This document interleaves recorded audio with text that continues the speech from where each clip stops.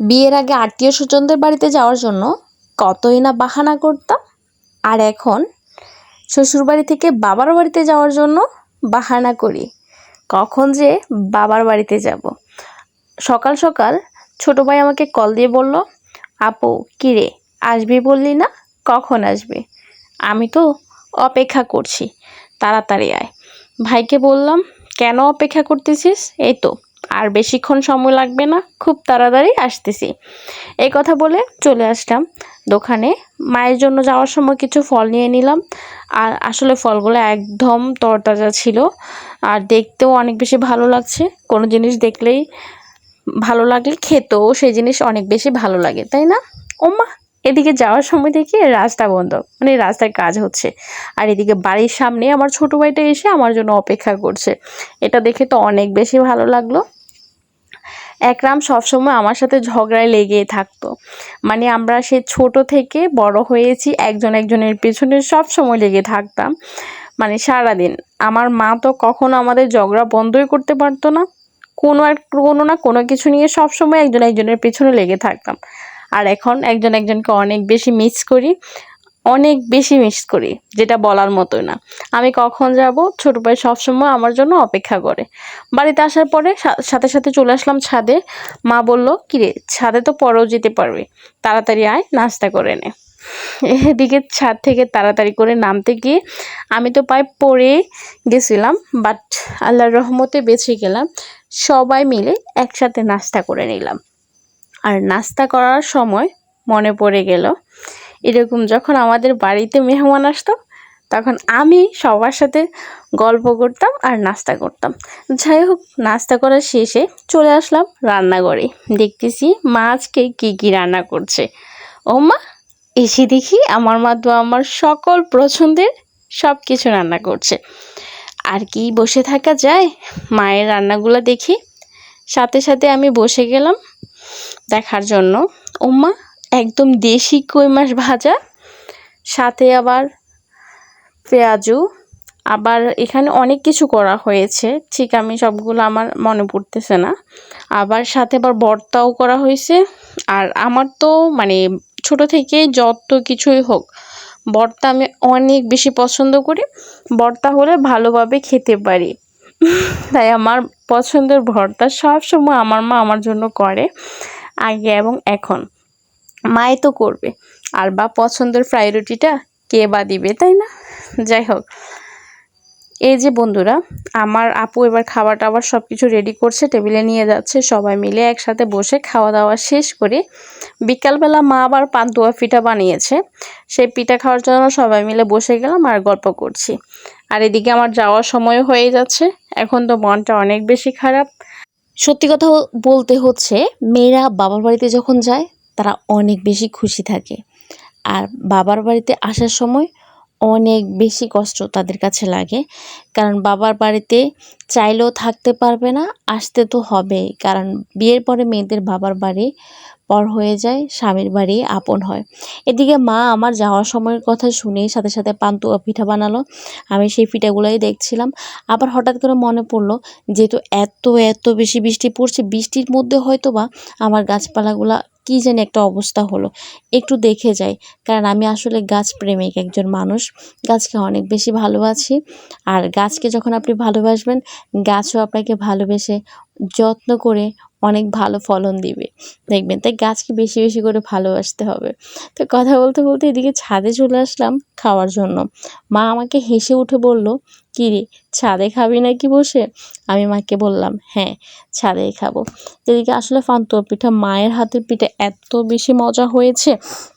যারা এখন দূরে আছেন, মায়ের হাতের পিঠা বা কোনো কিছু খেতে পারছেন না, অনেক বেশি মিস করছেন, তারাই জানেন আসলে মায়ের হাতের রান্নাগুলা কীরকম মজা হয়ে থাকে, যেটা মানে আপনি পৃথিবীতে কোনো রেস্টুরেন্টে খেয়ে এই মজাটা পাবেন না, তাই না? এটাই হচ্ছে রিয়েল।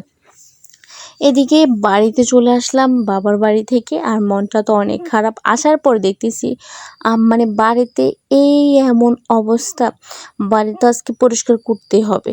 তাছাড়া অনেকগুলা গাছ গাছ আনা হয়েছে বাজার থেকে। গাছগুলোকে আমাকে সুন্দরভাবে লাগাইতে হবে। এখন আমি সঠিকভাবে জায়গা পাচ্ছি না, মানে কোথায় লাগাবো। গাছটা ঠিক আছে, মাশাআল্লাহ আমার গাছটা অনেক বেশি পছন্দ হয়েছে, অনেক সতেজ, কিন্তু গাছটা মানে কোথায় লাগাবো, আর সব দিকেই পানি। চিন্তা করতে করতে হঠাৎ মনে পড়লো এখানে তো লাগাই দেওয়া যায়। আর তাছাড়া লেবু গাছ এখন অনেক বেশি প্রয়োজনীয় একটা গাছ। লেবু আমরা এখন অনেক অনেক প্রয়োজনে খেতে হয় লেবু, তাই আমি একটা লেবু গাছ লাগাইলাম। চিন্তা করলাম লেবু গাছ যদি বাড়িতেই থাকে তাহলে লেবুতে একটু একটু ধরবে, একটা দুইটা করে যাই ধরে, আলহামদুলিল্লাহ ধরবে। আর তখন আমাদের বাজার থেকে আর লেবু আনতে হবে না, তাহলে একটা খরচ তো আমাদের আপাতত বন্ধ হবে, তাই না? সেটা চিন্তা করে তো লেবু গাছটা আনা। যাই হোক, আলহামদুলিল্লাহ লেবু গাছটা এখনও আছে। তবে যেমন সতেজ আনা হয়েছে ও হয়তো ওইরকম নাই, যেহেতু পানি এখন অনেক বেশি। তো পানি চলে গেলে আবার গাছের গোড়া যখন মাটি টাটি দেওয়া হবে হয়তো বা তখন আবার ঠিক হয়ে যাবে। আর বন্ধুরা, তোমরা অবশ্যই আমাকে একটা কথা বলবা। কথাটা হচ্ছে কি, আচ্ছা গাছের মধ্যে পোকা হয় কেন, আর এই পোকার জন্য কি দেওয়া উচিত? তোমরা অবশ্যই আমাকে একটা পরামর্শ অবশ্যই বন্ধুরা দিবা। তোমাদের পরামর্শ পেলে আমি ইনশাল্লাহ ওই অনুযায়ী গাছের সেবা করব, তাহলে ভালো কিছু হবে। যাই হোক, আয়াজের বাবা এবার গাছটা লাগাই দিচ্ছে, যদিও বেচারা কখন এগুলা লাগায় না বা লাগাইতে পারে না, তবে একটু একটু চেষ্টা করছে লাগানোর জন্য। এই যে বন্ধুরা তোমরা দেখছো, আমাকে অনেক বকাবকি করে, সবকিছু আমি এনে দিলাম তাকে, তারপর আমাকে বকাবকি করবে, গাছ কেন লাগাইতে হবে, এটা কেন করতে হবে, ওটা কেন করতে হবে, তোমার লেবু প্রয়োজন, বাজার থেকে আনলেই তো হয়। আমি বলি না, আসলে বাজারের জিনিস তো বাজারে, আর বাড়ির জিনিস তো সে বাড়িতেই মজা, তাই না? এদিকে আমাদের ঘরের পেছনে অনেক অনেক পানি হয়ে গিয়েছে, আমি তো অনেক বেশি চিন্তিত। এত পানি হচ্ছে দিন দিন, এত বেশি পানি বাড়তেছে, কি করব।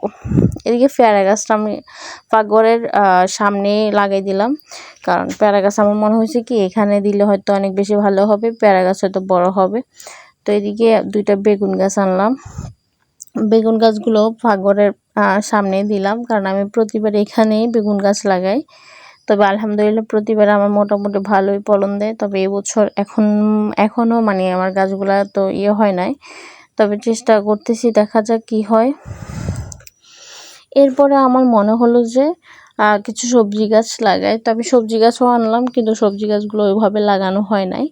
আর এদিকে দেখেন বন্ধুরা, মাশাআল্লাহ এত এত মানে জাম্বুরা ধরছে আমাদের গাছে, অনেক জাম্বুরা ধরছে মাশাআল্লাহ। এক একটা জাম্বুরার সাইজ দেখছেন, এবং অনেক খেতে অনেক বেশি মজা, অনেক মিষ্টি হয়। আর এদিকে তো হঠাৎ করে চোখ পড়ে গেল আমার এই চিনাল গাছে, মাশাআল্লাহ মাশাআল্লাহ এত এত চিনাল ধরছে, মানে এগুলা মনে হয় অনেক বড় বড় হয় এবং অনেক তাজা তাজা হয়। যাই হোক, সকালবেলা এবং প্রাকৃতিক দৃশ্যটা আমার কাছে অসম্ভব ভালো লেগেছে, এবং দেখতেছি অনেক অনেক ঢেঁড়স বের হয়েছে, এক একটা গাছে 3টা 4টা করে বের হয়েছে একটা ডালের মধ্যে। আর এই সকালবেলা উঠলে এই প্রাকৃতিক দৃশ্যগুলো দেখা যায়, উপভোগ করা যায়, অনেক বেশি ভালো লাগে, তাই না বন্ধুরা? যাই হোক, তোমাদের সাথে কথা বলতে বলতে এবার চলে আসলাম ধুন্দুল নিতে। তো আমরা কিন্তু গ্রামে এটা চিনাল বলি, তোমরা হয়তো অনেকে ধুন্দুল বলো, আবার অনেকে অনেক জায়গায় অনেক নামে চিনো, আমি ঠিক জানি না। তবে মাশাআল্লাহ দেখো 2-3টা এখানে ধরছে, সেটা দেখার জন্য আসছি। আর এগুলো আমি এই যে সবগুলো নিয়ে একটা এর মধ্যে রাখছি, ঝুড়ির মধ্যে রাখলাম, রেখে এখন এগুলো সবগুলো নিয়ে যাচ্ছি বাড়িতে রান্না করব। আর বন্ধুরা দেখো, এত তাজা তাজা সবজি খেতে কার না ভালো লাগে। এত তাজা তাজা সবজি খেতে তো আমার একদম বেশি ভালো লাগে। আমি তো বাজার থেকে খুবই কম, মানে একদমই কম সবজি নিয়ে আসি। বেশিরভাগই আমি বাড়ি থেকে আমার যে সবজিগুলো হয়, যেগুলো আমি লাগাই, সেই সবজিগুলোই আমি বেশিরভাগ খাই। বাজার থেকে আমার ওরকম একটা সবজি আনা হয় না। তো বন্ধুরা, অবশ্যই আমাকে তোমরা কিছু সাজেশন দিবা, আরও যেন ভালো ফলন হয়। ভালো ফলন হওয়ার জন্য কি করণীয়, আর হচ্ছে আঁকড়ি গাছে মানে পোকা হয় কেন, আর হচ্ছে একটা ওই যে পেয়ারা গাছ, লেবু গাছ, এগুলোতে পোকা হয় কেন, পোকার জন্য কি করণীয়, বন্ধুরা অবশ্যই আমাকে বলবা। তোমাদের ভালোবাসা আমি পেলে ইনশাল্লাহ আরও অনেক দূরে গিয়ে যাব। আর এদিকে আয়াস বাবা তো নারকেল খাচ্ছে, তাকে একটু নিয়ে নিলাম। এদিকে আমাদের সবুর আপু নারকেল ভাঙতেছে আর হাসতেছে। হয়তো আমি তোমাদের সাথে কথা বলছি মানে তোমাদেরকে দেখাবো, শেয়ার করবো, এই জন্য সবুর আপু হাসতেছে। এই যে নারকেল কার কার পছন্দ অবশ্যই বলবে। আমার তো নারকেল অনেক বেশি ভালো লাগে। এই যে মুড়ি মেখে খেতে, তারপরে পিঠা খেতে নারকেল দিয়ে, নারকেল চিনি দিয়ে অনেক বেশি আমি পছন্দ করি আগে থেকে। গরম গরম খোলা যে পিঠা নারকেল চিনি দিয়ে খেতে অনেক বেশি ভালো লাগে। তো বন্ধুরা, আজকের মতো আমি ভিডিওটা এখানে শেষ করতে যাচ্ছি, আর বেশি বড় করতে যাচ্ছি না, অবশ্য বলবো। আর আমার বাবাটা খুব মনোযোগ সহকারে যে নারকেলের ভিতরে যে পানিটা হয়